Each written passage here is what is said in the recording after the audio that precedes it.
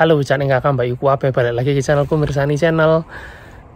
Aku muncul lagi ke permukaan YouTube. Sudah lama aku nggak upload video. Terima kasih teman-teman yang sudah nanyain di Instagram, di komen.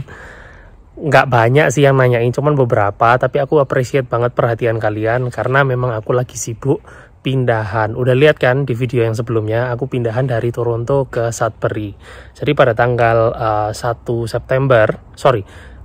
31 Agustus 2021 aku fix sudah menetap di kota Sudbury, Ontario, dan aku sudah beli rumah. Ini rumahku di belakang.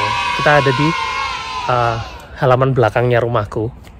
Jadi jangan tanya, loh mas kok nggak ada pintunya? Ya pintunya di baliknya sini karena kita di belakang gitu. Dari video kali ini aku akan bagiin tips ke kalian, ke Cak Neng Kakak Mbak Yuku Kuabeh, tips untuk membeli rumah di Kanada.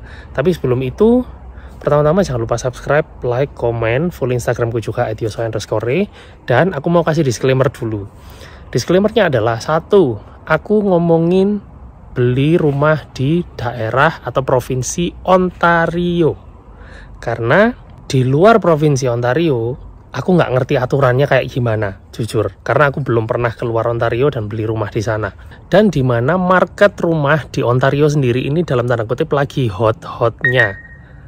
Lagi hot-hotnya gara-gara apa? Gara-gara orang di Toronto pada keluar kota semua karena mereka forever work from home, akhirnya mereka beli rumah di luar Toronto gitu. Itu karena hot-hotnya. Terus habis itu disclaimer yang selanjutnya, aku membeli rumah ini, rumahku ini bukan rumah baru. Nanti akan aku jelaskan bedanya. Jadi sudah pernah ditinggali sebelumnya. Dan bangunan rumahku ini dibuat pada tahun 1956 gitu. Jadi pemilik sebelumnya itu ibu-ibu tua yang ya lumayan ngerumat rumahnya, ngerawat rumahnya, dan nggak macem-macem gitu. Disclaimer selanjutnya yang akan aku berikan adalah, aku memberi tips ini dengan perspektif pembeli permanen resident, bukan internasional investor atau orang luar Kanada yang mau taruh uangnya beli rumah di Kanada. Karena itu akan lain cerita, hubungannya sama pajak, hubungannya sama paperwork apa segala macam lain. Oke, langsung masuk ke tipsnya. Tips yang pertama, of course, yaitu down payment. Down payment ini penting. Down paymentnya berapa? Down paymentnya juga tergantung harga rumah. Biasanya kalau first time home buyer atau pembeli rumah pertama di sini itu dapat kebijaksanaan khusus dari pemerintah. Kalian bisa DP as low as 5%. Tapi asalkan kalian harus tinggal di rumah itu sebagai pemilik utama.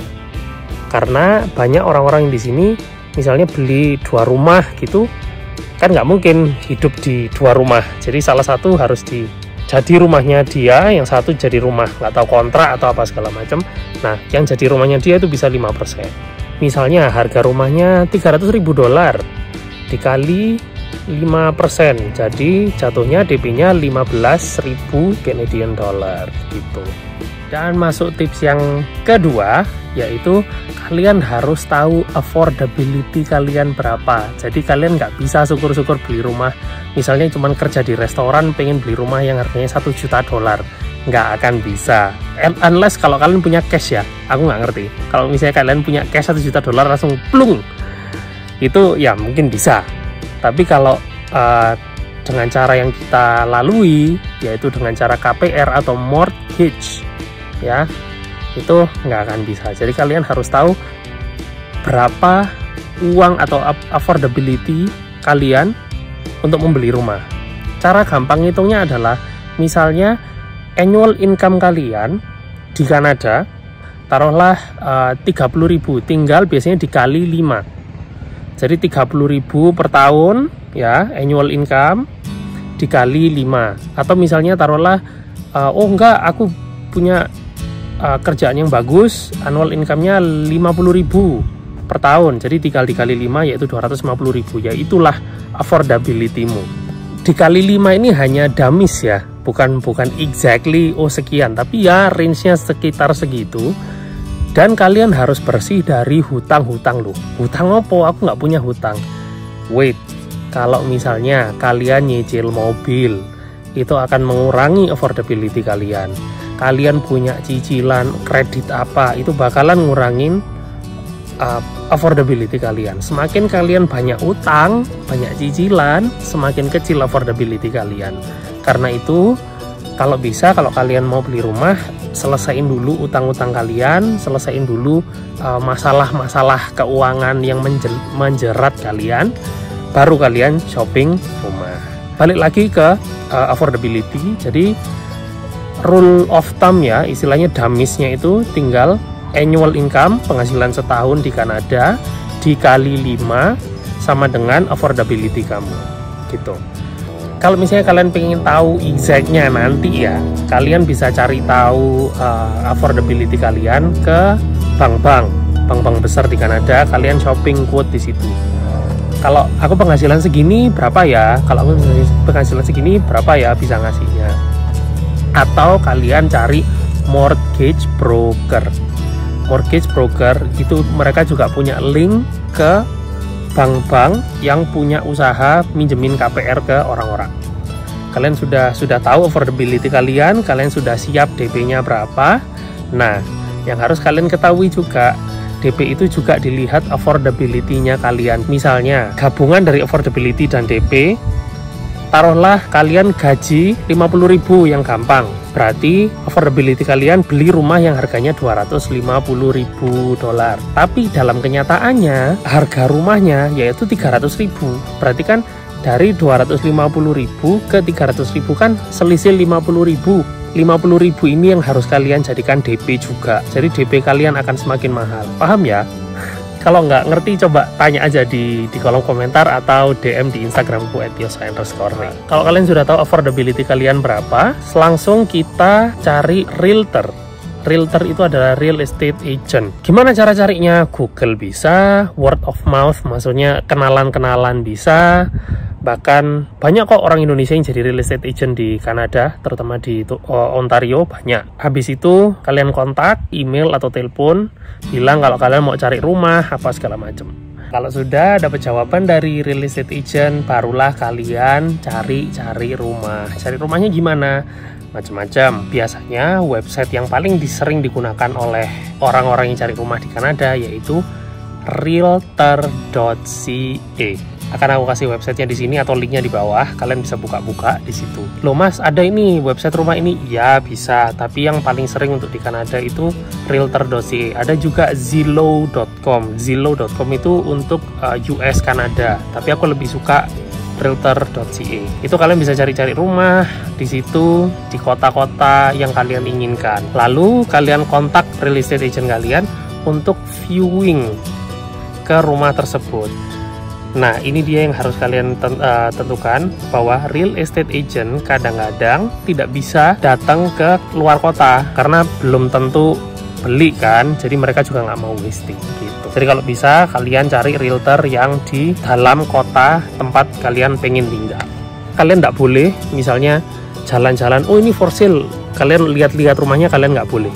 Harus didampingi. Itu karena berhubungan dengan hukum. Di sini ada hukumnya. Kalian kalau mau lihat rumah harus didampingi seseorang yang license, yang berlisensi untuk bukakan kunci, untuk mempersilahkan kalian masuk. Kalau enggak, nanti kalian bisa dilaporin polisi. Sambil jalan lagi. Nah, selanjutnya kalau kalian sudah cocok sama rumah tersebut, barulah kalian bilang ke real estate agent kalian sebagai representasi kalian. Jadi kayak wakil. Loh mas, kalau nggak pakai real estate agent bisa nggak? Bisa, cuman kebanyakan penjual, misalnya aku jual rumah, aku nggak mau bayarku sendirian. Aku mau bayarku harus ada representasinya. Gitu biasanya. Bisa, tapi mostly mereka minta ada pendamping atau ada agent. Agent kalian tuh nanti kayak yang kerja buat kalian gitu. Kalau udah cocok, baru kalian memberikan penawaran. Memberikan penawarannya gimana? Kalian tinggal kontak, bilang aja ke agent kalian, ini ada rumah harganya 300.000.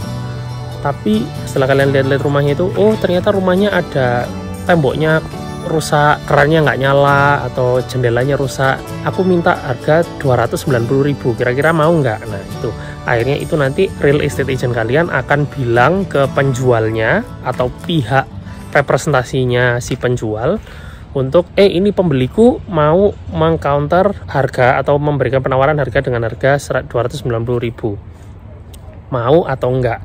Nah penjual berhak untuk menerima, menolak, atau mengcounter penawarannya. Misalnya aku nggak mau 290.000, aku maunya 310.000, bisa nggak? Disitulah akhirnya tawar menawar jual beli rumah terjadi di situ. Setelah itu misalnya oke, deal, rumah terjual dengan harga 310.000. Nah itu di situ adalah saatnya kalian harus menyewa orang yang namanya home inspector. Home inspector itu tugasnya adalah yang biasanya home inspection ini biasanya adalah untuk rumah-rumah yang second hand atau rumah-rumah yang sudah terbangun. Gunanya apa? Gunanya adalah untuk melihat apakah rumah ini layak, bagus, apa ada yang perlu dibenerin atau segala macam. Home inspection kelar, kalian dapat laporannya. Nanti dari home inspector kalian akan dapat laporan. Ini rusak, ini rusak, ini rusak, ini harus dibenerin, ini harus dibenerin nanti gitu. Jadi tugasnya mereka memang itu, istilahnya nyacati rumah. Setelah itu kalian harus sewa lawyer. Lawyer ini untuk apa? Lawyer ini adalah untuk memindah surat tanah, surat kepemilikan, bukan surat tanah. Surat kepemilikan rumah ini dari pemilik lama ke pemilik yang baru. Harganya berapa? Harganya macam-macam. Semua ini ada harganya ya. Home inspector ada harganya, lawyer ada harganya. Kalian harus cek di tempat kalian masing-masing. Itu tadi tips beli properti di Kanada, tapi ada tapinya. Perjalananmu nggak akan mulus-mulus saja. Jadi misalnya kalian punya inceran rumah, oh ini rumah ini bagus, rumah ini bagus. Belum tentu kalian bisa dapat rumah itu. Karena apa? Karena setiap rumah yang bagus itu peminatnya. Hi, how are you? Thank you. Karena setiap rumah yang bagus itu pasti peminatnya banyak. Misalnya kalian satu rumah, bisa jadi di rumah itu ada 5 orang yang berminat dan 5-5-nya mau menawar rumah tersebut. Harganya misalnya 300.000. Si A bilang, oh aku 300.000, aku mau 310.000, aku mau. Yang si kedua bilang, aku mau 320.000.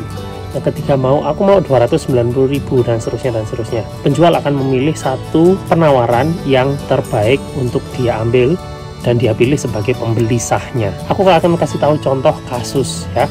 Di sini aku sendiri deh, sebelum beli rumah ini itu aku jalan-jalan ke beberapa rumah yang lain. Pastinya nggak mungkin satu rumah lihat terus langsung beli, nggak mungkin. Kalian harus cari keliling untuk mencari rumah yang tepat. Aku menawar ke salah satu rumah dengan harga 300, harga pasangnya itu rumahnya 330.000. Terus aku tawar dengan harga 370.000 ya, tapi aku tetap kalah.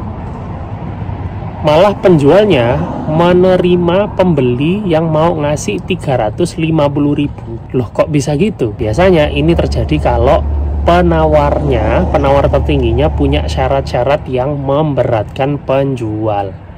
Syarat-syaratnya apa aja? Misalnya syarat KPR. Tapi yang 350.000 lebih rendah, dia mau bayar cash, duitnya langsung dari koper, langsung dikasih ke penjualnya. Itu terserah penjual mau pilih yang mana. Nah pada waktu itu penjualnya memilih orang yang cash dan tanpa syarat. Banyak banget tipsnya, dan semua ini dilakukan secara bersamaan dan beriringan, nggak bisa dilakukan satu gitu. Jadi misalnya viewing rumah dibarengi dengan cari real estate agent, dibarengi dengan cari lawyer, dibarengi dengan apa dan segala macam. Itu yang membuat aku 1 bulan tidak pernah muncul di YouTube, bahkan lebih dari 1 bulan aku tidak muncul di YouTube itu. Dan sekarang aku sudah beli rumah, akhirnya sekarang aku bakalan upload video di YouTube lagi. Dan di video selanjutnya aku akan ajak Cak Ning sekalian buat room tour di rumah baruku. I'll see you guys in the next video. Stay extreme, stay positive.